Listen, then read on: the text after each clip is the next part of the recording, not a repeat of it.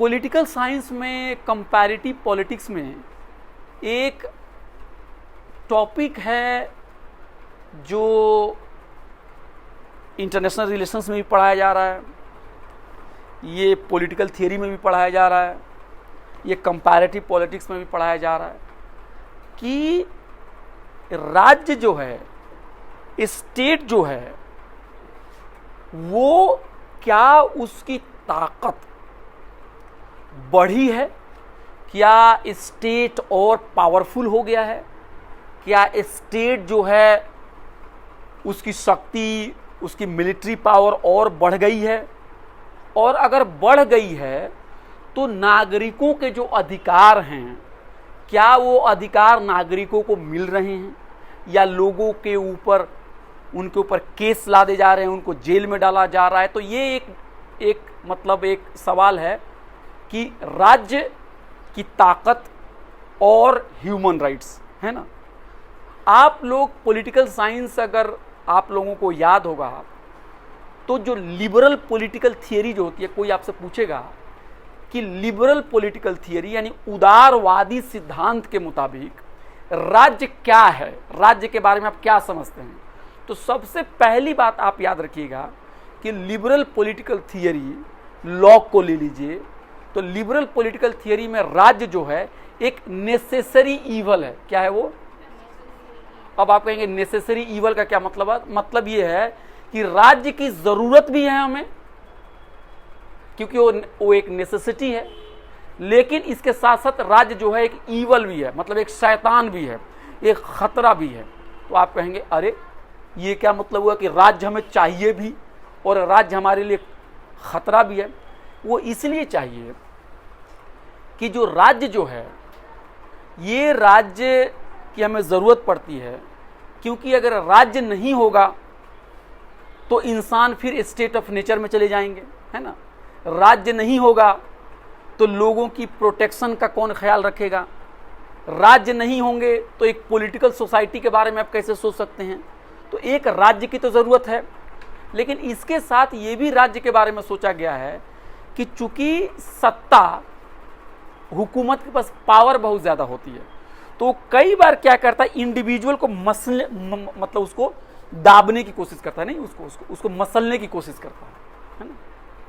आपने नहीं सुना कि power corrupts and absolute power corrupts absolutely, यानी जिसके पास सत्ता आ जाती है वो नागरिकों के अधिकार का दमन करने लगता है। तो ये बड़ी एक तरह का डिलेमा है ना कि राज्य हमें चाहिए भी, लेकिन अगर राज्य बहुत शक्तिशाली हो गया तो राज्य क्या करेगा, आपकी शक्ति को छीनने की भी कोशिश करेगा। मिसाल के तौर पे अगर मान लीजिए कि आपके इलाके में पानी नहीं आ रहा है, आपके इलाके में बिजली नहीं आ रहा है, और आपने लोगों को इकट्ठा किया और कहा हमें हमारी मांगे पूरी करो, बिजली देनी होगी, पानी देनी होगी, तो राज्य ने क्या किया, पुलिस को भेज दिया और पुलिस ने आप लोगों को गिरफ्तार करके जेल में डाल दिया, है ना। तो राज्य क्या करता है, कई बार इंसान के जो अधिकार होते हैं उस पर वो हमला करता है। तो इसका क्या सोल्यूशन है? तो इसका सोल्यूशन है कि हमने एक कॉन्स्टिट्यूशन बनाया, और कॉन्स्टिट्यूशन में हमने राज्य को क्या करना है, राज्य को क्या नहीं करना है, सिटीजन के क्या अधिकार हैं, सिटीजन के क्या ड्यूटी हैं, हमने उसको क्लैरिफाई कर दिया ताकि ये झगड़ा ना हो पाए, है ना। और अगर कभी इस तरह के कोई विवाद आए तो कोर्ट जो है, अदालत जो है, इस मसले का फैसला कर ले, है ना। अब आप जानते हैं कि हमारे कॉन्स्टिट्यूशन में फंडामेंटल राइट्स है ना। फंडामेंटल राइट्स का मतलब होता है कि मौलिक अधिकार हैं, बुनियादी हुकूक हमें हासिल है। अब आप पूछेंगे बुनियादी हुकूक क्या होता है, ये बुनियादी हुकूक के क्यों अहमियत पड़ती है, या फंडामेंटल राइट्स क्या होता है? तो पहली चीज़ आप याद रखिए कि फंडामेंटल राइट्स को हमेशा निगेटिवली डिफाइन किया गया है, यानी नकारात्मक तौर पर उसकी परिभाषा दी गई है। अब आप कहेंगे नकारात्मक तौर पर परिभाषा क्या मतलब है, निगेटिवली डिफाइन करने का क्या मतलब है?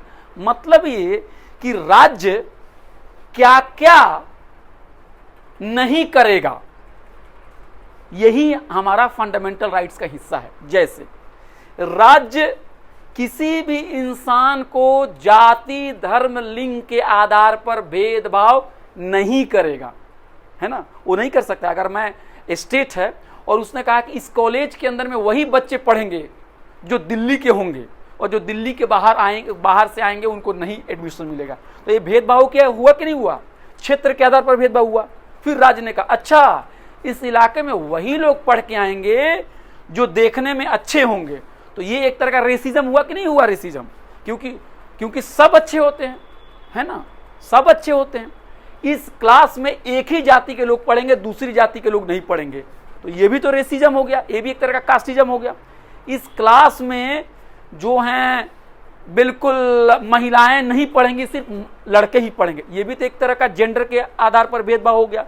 इस क्लास में एक धर्म के लोग पढ़ेंगे, दूसरे धर्म के लोग नहीं पढ़ेंगे, ये भी तो भेदभाव हो गया धर्म के आधार पर। यानी फंडामेंटल राइट्स जो होते हैं वो एक तरह का, एक समझिए कि एक लक्ष्मण रेखा है ना, एक तरह का लक्ष्मण रेखा है जिसको कभी वायलेट स्टेट नहीं कर सकता, है ना, उसको वायलेट नहीं कर सकता। तो हमें क्या मिले हैं फंडामेंटल राइट्स में? सारे इंसान बराबर हैं, इक्वालिटी मिला है ना, सारे इंसान, सारे नागरिक बराबर हैं, जाति, धर्म, लिंग, भाषा के आधार पर भेदभाव नहीं होगा। अगर आप एग्जाम अपना लिख रही हैं, कोई अंग्रेजी में लिखे उनको भी आपको नंबर देना होगा, और कोई हिंदी में लिखे उनको भी नंबर देना पड़ेगा। आप हिंदी में लिखने वाले इंसान को ये नहीं कह सकते हैं कि नहीं मैं हिंदी में कॉपी चेक नहीं कर सकता हूं। तो फंडामेंटल राइट्स में सब इंसान बराबर हैं। राज्य कोई भी ऐसी पॉलिसी नहीं बनाएगी जिसकी बुनियाद पे वो लोगों से भेदभाव करे, जाति के आधार पे, धर्म के आधार पे, क्षेत्र के आधार पर, भाषा के आधार पर, लिंग के आधार पे या अन्य आधार पे। दूसरी चीज क्या है? व्यक्ति स्वतंत्र है, व्यक्ति को लिबर्टी मिली हुई है। किस बात की स्वतंत्रता मिली हुई है? वो क्या खाए, क्या पहने, किससे शादी करे, किस धर्म को माने, किस धर्म को ना माने, वो जहां रहना चाहता है वहां रहे। मिला है कि नहीं मिला है? फंडामेंटल राइट्स के अंदर में ये भी आपको अधिकार मिले हैं, बोलने के अधिकार, अपनी बात रखने के अधिकार, और सरकार की गलत नीतियों को शांतिपूर्ण तरीके से आलोचना करने का भी अधिकार। मिला है कि नहीं मिला है? अगर सरकार की पॉलिसी जा रही है कि अब कॉलेज के अंदर में फीस 10,000 रुपये से बढ़ा के 50,000 रुपये कर दी जा रही है, तो आप इसका विरोध करेंगे, आप अखबार में आर्टिकल लिखेंगे, आप जो हैं बच्चों को इकट्ठा करके आप चिट्ठी लिखेंगे मिनिस्टर जी के पास, आप क्या करेंगे, रैलियां करेंगे, आप पत्रकारों से अपनी बात रखेंगे। तो आप क्या कर रही हैं कि सरकार की पॉलिसीज की आलोचना भी कर रही हैं, लेकिन ये शांतिपूर्ण तरीके से आलोचना है। तो इसको सरकार बंद नहीं कर सकती है, इसको सरकार रोक नहीं सकती है, क्योंकि डेमोक्रेसी के अंदर में अगर आलोचना नहीं होगा, डेमोक्रेसी के अंदर में अगर विपक्षी दल नहीं रहेंगे तो डेमोक्रेसी नहीं है। तो फिर आप एक ही पार्टी को रखो, वही इलेक्शन भी मत कराओ। तो डेमोक्रेसी के अंदर में जरूरी है इस बात का कि आप दूसरों की बातों को भी, दूसरों की आलोचना को भी आप सुनो। तो मैं यही कह रहा हूं आपसे कि हमें हमारे संविधान में बोलने के अधिकार मिले हुए हैं, हमें अपने धर्म पे चलने के अधिकार मिले हुए हैं, हमें स्वतंत्रता है, लिबर्टी है, हमें फ्रीडम है, हमें इक्वालिटी है। ये फंडामेंटल राइट्स हैं। और क्यों फंडामेंटल राइट्स है? क्योंकि इन मामलों में स्टेट उसके साथ छेड़छाड़ नहीं कर सकता है। स्टेट छेड़छाड़ इस तरह का एक लक्ष्मण रेखा है, इसीलिए इसको निगेटिवली डिफाइन किया गया है। क्या किया गया? क्यों? क्योंकि सरकार, राज्य ये नहीं करेगी, उसमें हस्तक्षेप नहीं करेगी। अगर आपको गिरफ्तार भी करना है तो गिरफ्तार करने के भी तरीके हैं। आप किसी भी इंसान के सिविल लिबर्टी पे आप हमला नहीं कर सकते, आप किसी भी इंसान के सिविल लिबर्टी पे हमला नहीं कर सकते। अगर मैं पुलिस वाला हूं और मैंने आपको कहा madam now you are under arrest, आपको कहना why are you trying to arrest me, what is the crime which I have committed, where is the warrant, have you got the permission from the higher authority to arrest me, you can not arrest me, I am bringing my lawyer, you have to talk to them, है ना। तो कहने का मतलब आपको भी अधिकार मिलेंगे। हम पुलिस वाले हैं तो हम आके आपको ऐसे ही पकड़ नहीं लेंगे आपके साथ, है ना।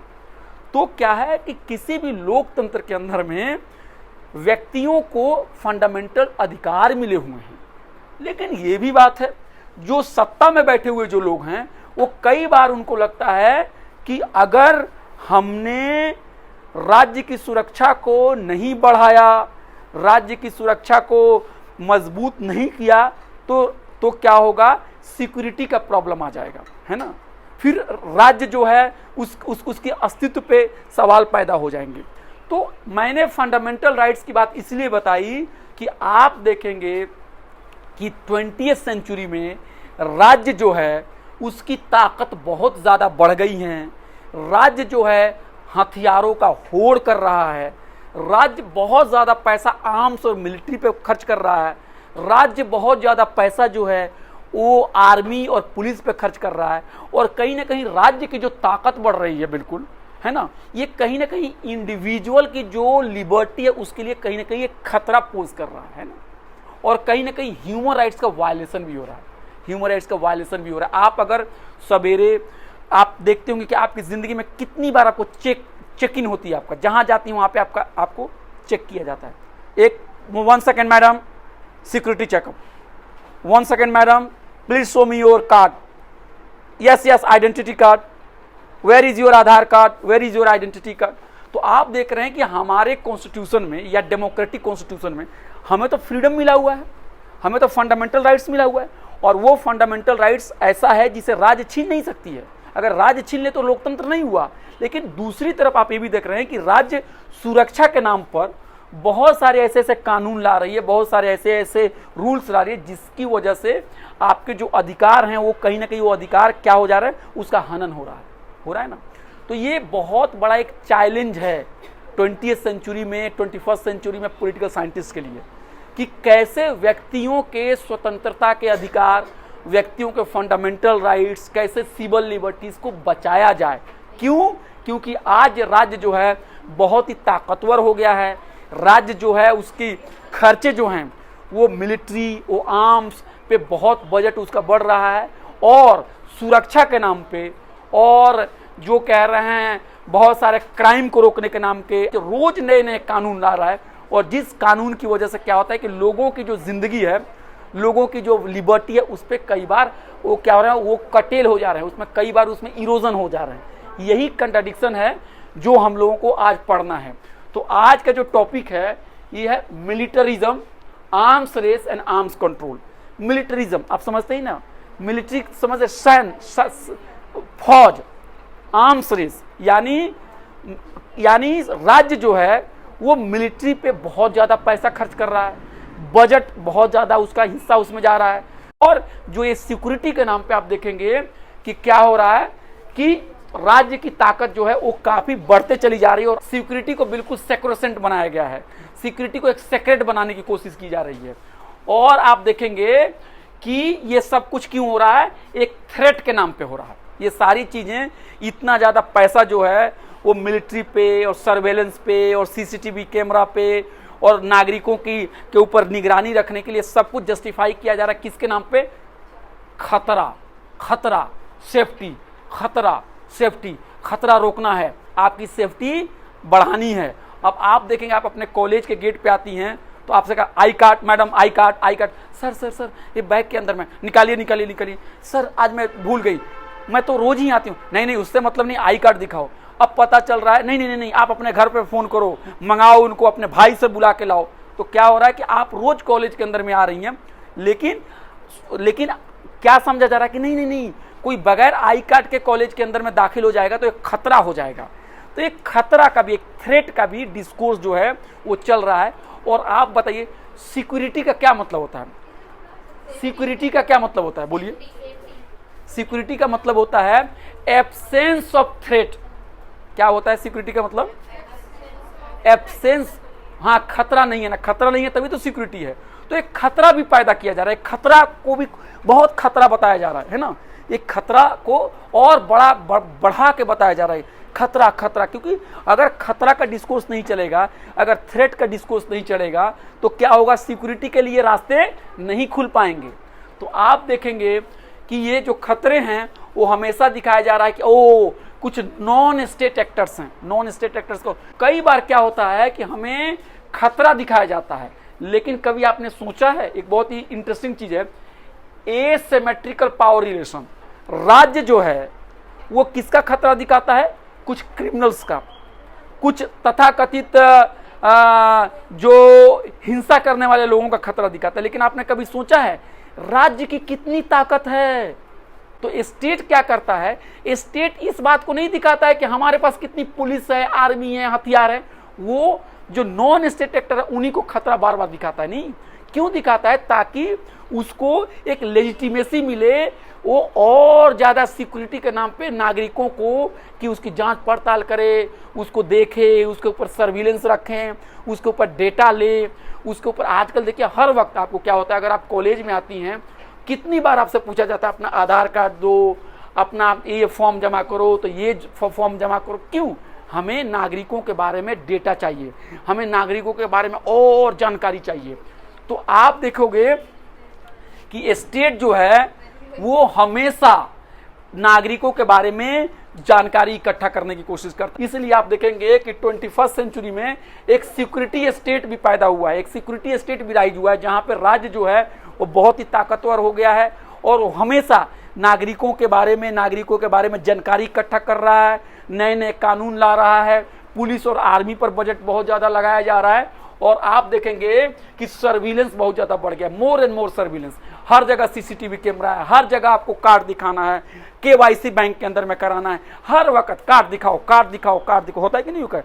ये आधार कार्ड दिखाओ, ये कार्ड दिखाओ, तो हर वक्त सर्विलेंस हो रहा है। सर्विलेंस का मतलब समझ रहे ना, आप निगरानी में हैं, आप सीसीटीवी कैमरा के निगरानी में हैं। और क्या है कि सिटीजन के बारे में और जानने की कोशिश की जा रही है, और जानो सिटीजन के बारे में और जानकारी इकट्ठा करो। आप आपके लाइफ में हर जगह जो है देखिए कहाँ कहाँ आपकी ज़िंदगी में आपकी प्राइवेसी कैसे उसका हनन हो रहा है। अब देखिए जैसे मान लीजिए आप जहाँ भी जा रही हैं, जो भी चीज़ खरीद रही हैं, आप स्कैन करके पैसा देती हैं, आप क्रेडिट कार्ड का इस्तेमाल करती हैं, आप जहाँ भी जा रही हैं आपका सीसीटीवी कैमरा हो रहा है, हर जगह आप अपना, आपके पास पासवर्ड है, लॉगिन है, आप जो मोबाइल पे बात कर रही हैं, हर चीज़ों का एक डाटा हो रहा है कि नहीं हो रहा है। अगर मान लीजिए आपके पास मोबाइल फ़ोन है और आप क्या क्या खरीद के खाती हैं, आपके पास मान लीजिए एटीएम कार्ड है या आपके पास क्रेडिट कार्ड है, तो हमारे लिए आसानी हो गई ना कि आप क्या क्या एक महीने में खरीद के खाती हैं, आप कहाँ कहाँ जाती हैं। हमारे पास क्या है, लोकेशन भी है, हमारे पास मोबाइल के अंदर में लोकेशन भी पता चलता है कि आप कहाँ चली गई। कई बार क्या होता है कि मोबाइल क्या होता है कि आपकी बातों को सुनता है कि नहीं सुनता है। अगर आप यहाँ पे बात करेंगे, अरे यार मोमो खाने का मन कर रहा है, बहुत ही अच्छा, तो मोमो के प्रचार आपके पास आने लगते हैं कि नहीं आने लगते हैं। तो क्या है कि इंसान, नागरिकों की जो जिंदगी है, इस पे क्या है, टेक्नोलॉजी के बढ़ने की वजह से, टेक्नोलॉजी के विस्तार होने की वजह से क्या हो रहा है कि नागरिकों को हर वक्त एक सर्विलेंस में रखा जा रहा है ना। और एक कहीं ना कहीं डेमोक्रेसी के लिए बहुत बड़ा चैलेंज है, क्योंकि प्राइवेसी जो है, हमारी कोर्ट जो है उसने कहा है कि प्राइवेसी जो है वो फंडामेंटल राइट्स का हिस्सा है। आप किसी की प्राइवेसी को ब्रीच नहीं कर सकते हैं। लेकिन आजकल जिस तरह से सर्विलेंस हो रहा है, और ये सारे सर्विलेंस किसके नाम पे जस्टिफाई किए जा रहे हैं? ये सब सर्विलेंस जस्टिफाई किए जा रहे हैं सिक्योरिटी के नाम पे, आपकी सुरक्षा के नाम पे। और आपकी सुरक्षा देने के नाम पे क्या हो रहा है कि कई बार आपकी जो निजता है, जो आपकी प्राइवेसी है, जो आपके अधिकार हैं, उसी का हनन हो जा रहा है। लोगों को जेल में डाल दिया जा रहा है। लोग अगर अपने अधिकार के लिए प्रोटेस्ट कर रहे हैं तो उनको क्या हो, उनके ऊपर पुलिस जाकर उनको जेल के अंदर में डाल दे रही है। तो ये भी काफ़ी इंपॉर्टेंट चीज़ है। और देखिए बहुत सारे मामले में जहां नागरिकों के बारे में बहुत ज़्यादा मतलब डेटा इकट्ठा किया जा रहा है, वहां सरकार बहुत सारे मामले को सीक्रेट भी रख रही है ना, सीक्रेसी भी मेंटेन कर रही है सरकार, है ना। बहुत सारे मामलों में कहते हैं नहीं नहीं नहीं नहीं, ये सुरक्षा का मामला है, हमें नहीं बता पाएंगे। होता है कि नहीं होता है? इसमें सीक्रेट रखना पड़ेगा। हम कैसे बता दें? ये सीक्रेट रखना पड़ेगा, है ना। तो सीक्रेसी भी मेंटेन करती है। और जब सीक्रेसी मेंटेन करती है तो क्यों सीक्रेसी मेंटेन करती है? क्योंकि वो डेमोक्रेटिक अकाउंटेबिलिटी से भागती है। क्योंकि अगर आपने कुछ किया और अपोजिशन इल्जाम लगाते कि अरे क्या किया, पूरी रिपोर्ट बताओ, नहीं नहीं नहीं, तो क्या होता है? नहीं नहीं नहीं, ये देश की सुरक्षा का सवाल है, हम इसे सीक्रेट रखेंगे, हम नहीं बता पाएंगे। तो सीक्रेसी के नाम पे कई बार क्या होता है कि जो एक लोकतंत्र में एक होता है ना अकाउंटेबिलिटी, यानी आप क्या कर रहे हैं उसके ऊपर निगरानी रखना, उसकी जांच पड़ताल करना। जैसे मिसाल के तौर पे अगर आपके कॉलेज में अगर 1 लाख रुपए का फंड मिला हुआ है तो आपको साल भर के बाद उसकी बिल बना के देना पड़ता है ना ऊपर, कि कितना खर्च हुआ कितना नहीं खर्च हुआ, देना होता है ना।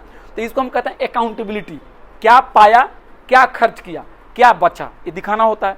तो कई बार क्या होता है, उसी तरह से एक लोकतांत्रिक देश में हर चीज़ों की अकाउंटेबिलिटी होती है, हर चीज़ों के, हाँ, राइट टू इन्फॉर्मेशन, हर चीज़ों की एक डेमोक्रेटिक अकाउंटेबिलिटी होती है। लेकिन कई बार क्या होता है, उस चीज़ों को नहीं बताने के लिए स्टेट क्या करता है, क्या कहता है, कहता है कि नहीं नहीं ये सीक्रेट है, ये सिक्योरिटी का मामला है। इलेक्टोरल बॉन्ड की भी जो आपने बात की, नहीं हम इसको हम क्या करेंगे, इसको को नहीं बता सकते हैं। लेकिन कोर्ट ने कहा कि नहीं, नागरिकों को जानने का अधिकार है, नागरिकों को जानने का अधिकार है। इलेक्शंस का मतलब होता है फ्री एंड फेयर इलेक्शन, और फ्री एंड फेयर इलेक्शंस में नागरिकों को पता होना चाहिए कि कौन लोग इलेक्शंस लड़ रहे हैं, जो कैंडिडेट है उनका क्या बैकग्राउंड है, पॉलिटिकल पार्टीज किनसे चंदा लेती हैं, पॉलिटिकल पार्टीज के मैनिफेस्टो क्या हैं, पॉलिटिकल पार्टीज जो हैं किनको अगर जीत जाएंगे तो क्या करेंगे, सारी जानकारी रखना एक नागरिक का अधिकार है। ऐसा नहीं है नागरिक है चलो चलो भैया उठो उठो उठो वोट दे दो चलो चलो चलो चलो चलो वोट, ऐसा नहीं हो सकता है नागरिक, है ना। तो डेमोक्रेटिक अकाउंटेबिलिटी भी है, कई बार सिक्योरिटी स्टेट के नाम पे इसको भी बाईपास किया जा रहा है। तो बहुत ही एक क्राइसिस का मोमेंट है, और मिलिट्री और इंटेलिजेंस जो सर्विलेंस है उसकी कैपेसिटी बहुत बढ़ते चली जा रही है। तो ये ह्यूमन राइट्स जो है इसके पॉइंट ऑफ व्यू से आप देखेंगे तो आप क्या पाएंगे कि सिक्योरिटी के नाम पे कई बार नागरिकों के जो फंडामेंटल राइट्स है उसी को छीना जा रहा है। छीना जाने का मतलब ये नहीं कि उसको खत्म कर दिया जा रहा है, उस पर तरह तरह से मतलब छुप छुप के हमले हो रहे हैं उसको, है ना, छुप छुप के हमले। अब आप एक बताइए इसका रास्ता क्या है, हम थोड़ी देर में बताएंगे अब हम करें क्या, इसका समाधान क्या है। लेकिन एक चीज आप और याद रखिए, सिक्योरिटी किसे कहते हैं। सिक्योरिटी के बारे में दो तरह के विचार हैं, आप बताइएगा कि कौन से विचार सही हैं। सिक्योरिटी के बारे में दो तरह के विचार हैं। एक विचार है सिक्योरिटी कि सिक्योरिटी जो होता है वो बाहर से खतरा होता है, अगर हम इस खतरे को रोक देंगे तो हम महफूज हो जाएंगे। तो सिक्योरिटी का मतलब होता है threat from outside, threat from outside. अब मान लीजिए ये क्लास एक कंट्री हो गया मान लीजिए, तो हमको लगा बाहर से कोई इस कंट्री के अंदर में हमला करेंगे, हम इसको बंद कर देते हैं, अपने बॉर्डर को बंद कर देते हैं, हर तरफ पुलिस बिठा दो, ठीक है, हमने बिठा दिया। तो क्या हमारी सुरक्षा कंप्लीट हो गई? क्यों? अच्छा मान लीजिए कि अंदर से भी हमने सब जगह पुलिस को बिठा लिया, अंदर भी हमने सब जगह पुलिस को बिठा लिया, तो क्या हमारी सिक्योरिटी मुकम्मल हो गई? कैसे नहीं हुई? मान लीजिए नहीं, मान लीजिए मैं सारे क्रिमिनल को मैंने ये कर दिया, हाथ में हथकड़ी पहना दी, पैर में रस्सी डाल दिए, उनके सारे डंडे छीन लिए, क्या हमें सिक्योरिटी मिल गई? क्यों नहीं मिली बताइए? इसलिए नहीं मिली कि सिक्योरिटी का मतलब होता है थ्रेट का ना होना, और थ्रेट हमेशा लाठी और डंडे से ही नहीं होते हैं, थ्रेट तो भूख की भी तो होती है, थ्रेट तो बीमारी की भी तो होती है। खतरा सिर्फ डंडे से नहीं होता है, डंडे से मारने का ही खतरा नहीं है, भूख का भी तो खतरा है, बेरोजगारी का भी तो खतरा है, गरीबी का भी तो खतरा है, इन्वायरमेंटल पोल्यूशन का भी तो खतरा है, नदियों के दूषित होने का भी तो खतरा है कि नहीं है? कितना हेल्थ हैजार्ड का भी तो खतरा है। गरीबों के इलाके में आप क्या करेंगे, सारा कचरा ला के फेंक देंगे, और दिन रात जब चील और कौवे उधर घूमेंगे वहां पे गरीब नहीं रह पाएंगे, तो क्या उनके लिए आपने खतरा नहीं किया? तो सिक्योरिटी के दो पैराडाइम है। जो ट्रेडिशनल अंडरस्टैंडिंग ऑफ सिक्योरिटी है वो बहुत ही नैरो है, जो समझते हैं कि बाहर से अगर कोई खतरा नहीं है, कोई एक्सटर्नल थ्रेट नहीं, तो इसका मतलब है कि हमारी सिक्योरिटी मुकम्मल हो गई। लेकिन एक नया कंसेप्ट आया जिसको हम कहते हैं ह्यूमन सिक्योरिटी।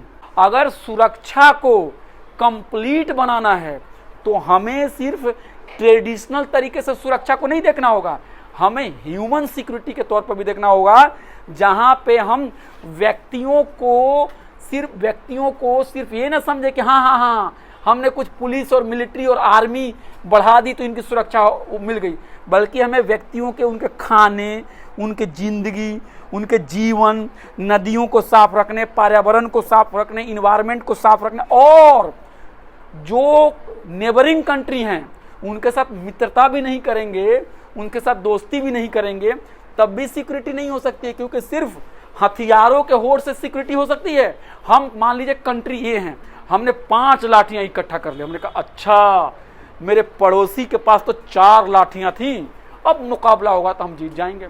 लेकिन उसको जब पता चला अरे उसने 5 लाठियां ले ली, उसने अगले दिन 10 लाठियां ले ली, हमने फिर 15 ली, उसने 20 ली, हमने 50 ली, उसने 100 ली, तो लाठियों का रेस बढ़ते चला जाएगा। लेकिन अगर हम जाके उनसे कहें कि देखो मेरे दोस्त, तुम भी गरीब हो, हम भी गरीब हैं, तुम भी लड़ते हो हमसे, हम भी तुमसे लड़ते हैं, अगर ये पैसा हम रोटी पे खर्च करें ये पैसा हम दवाई पे खर्च करें, ये पैसा हम नदियों को साफ करने पर रखें, ये पैसा हम महिलाओं को किताब खरीद के देने में करें, स्कूल खोलने में करें, तो तुमको भी लाठी खरीदने की जरूरत नहीं पड़ेगी और मुझे भी नहीं करने की पड़ेगी, और हम लोग शांति और अमन से रह सकते हैं। यानी सिक्योरिटी का मतलब सिर्फ ट्रेडिशनल अंडरस्टैंडिंग ऑफ सिक्योरिटी नहीं हो सकता है, ये सिक्योरिटी का मतलब ह्यूमन सिक्योरिटी भी हुआ। और जब आप ह्यूमन सिक्योरिटी को जब आप ध्यान में रखते हैं तो आप पाते हैं कि ये जितना भी आर्म्स रेस और जितना भी ये सर्विलेंस और जितना भी आपको क्या है कि नागरिकों के बारे में ज़्यादा जानकारी इकट्ठा करना, लॉ बहुत ही खतरनाक बनाना, फिर लोगों को हर जगह पे पुलिस और आर्मी को तैनात करना, ये पाएंगे कि ये बहुत ही छोटी चीज़ हो जाती है कि नहीं हो जाती है, इससे सुरक्षा नहीं मिल सकता है। इसलिए अगर हम लोगों को सुरक्षा को अगर रियली में अगर हम लोग सुरक्षा के बारे में इतने चिंतित हैं तो हमें ह्यूमन सिक्योरिटी के बारे में सोचना पड़ेगा, और हमें क्या करना पड़ेगा, प्रोटेक्शन ऑफ राइट्स, यानी इंडिविजुअल का जो फंडामेंटल राइट्स है उसको भी बचाने की कोशिश करनी पड़ेगी, उसकी भी रक्षा करनी पड़ेगी। हम किसी भी इंसान को ऐसे ही जेल में नहीं डाल सकते हैं, हम किसी भी नागरिक को सरकार की गलत नीतियों का विरोध करने के लिए हम जेल में नहीं डाल सकते हैं।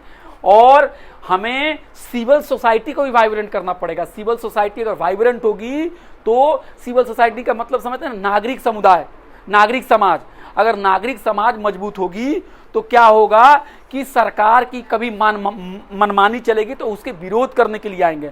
मिसाल के तौर पे अगर मान लीजिए सरकार ने बहुत सोचा कि हाँ हम कॉलेज के अंदर में फीस ज़्यादा बढ़ा दें, तो क्या होगा, अगर कोई नागरिक समाज है, कोई सिविल सोसाइटी है, कोई एनजीओ है जो शिक्षा पे काम करती है, तो अपनी रिपोर्ट लेके आएगी और कहेगी नहीं हमारे देश में गरीब बच्चों की तादाद इतनी है, उनके पेरेंट्स की आमदनी इतनी है, अगर आपने फीस बढ़ा दिया तो क्या होगा कि आप क्या करेंगे, बच्चों को कॉलेज से बाहर निकाल देंगे, ये ठीक नहीं है।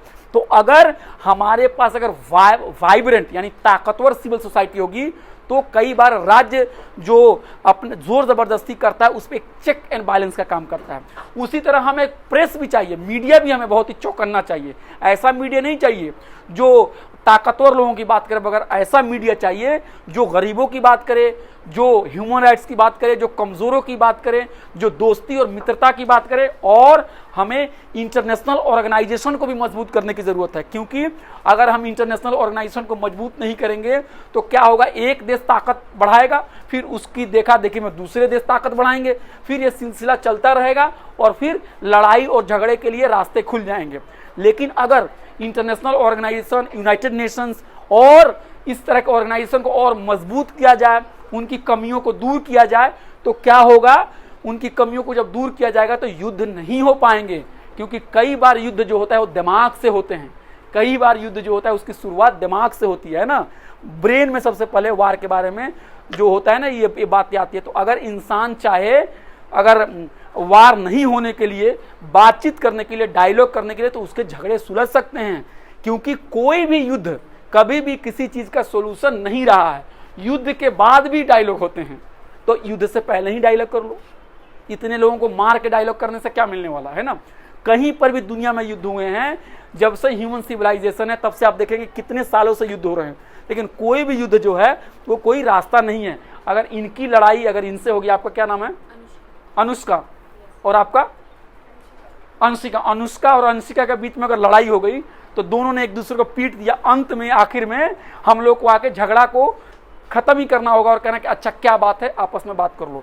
तो कभी भी वार सॉल्यूशन नहीं है, हमें इंटरनेशनल ऑर्गेनाइजेशन को मजबूत करना होगा और हमें इंटरनेशनल लॉ को भी मजबूत करना पड़ेगा। इंटरनेशनल लॉ का मतलब ये हुआ कि कोई भी देश जो है अपनी कार्रवाई एक तरीके से ना करे बल्कि एक कानून के तरह करे, है ना। किसी भी कंट्री की अपनी मर्जी ना थोपी जाए बल्कि सबकी सहमति से और एक डेमोक्रेटिक तरीके से हो। तो आप ये देखिए कि 21st सेंचुरी में इतनी गरीबी है, इतनी भूखमरी है, इतनी परेशानी है, इतनी बेहाली है, साफ पानी भी बहुत सारे मुल्कों में नहीं मिल पा रहा है, बच्चों में माल न्यूट्रिशन है, लेकिन सुरक्षा के नाम पे, सुरक्षा, खतरा करो को सुरक्षा, इसके नाम पे क्या हो रहा है, हथियारों और हथियार पैदा किए जा रहे हैं, हथियारों को जमा किया जा रहा है और नागरिकों के ऊपर बहुत सारी निगरानी रखी जा रही है। तो ये सारा जो ट्रेंड है ये बहुत ही एक क्या करें, बहुत एक क्या कहेंगे, अफसोसनाक है।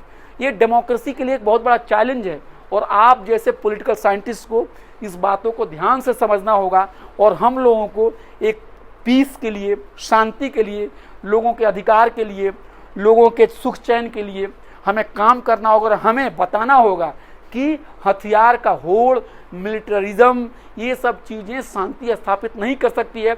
और सुरक्षा जो है ये सिर्फ बाहरी खतरा ही नहीं है, सुरक्षा जो है उसका जो ट्रेडिशनल अंडरस्टैंडिंग है वो बहुत ही नैरो है।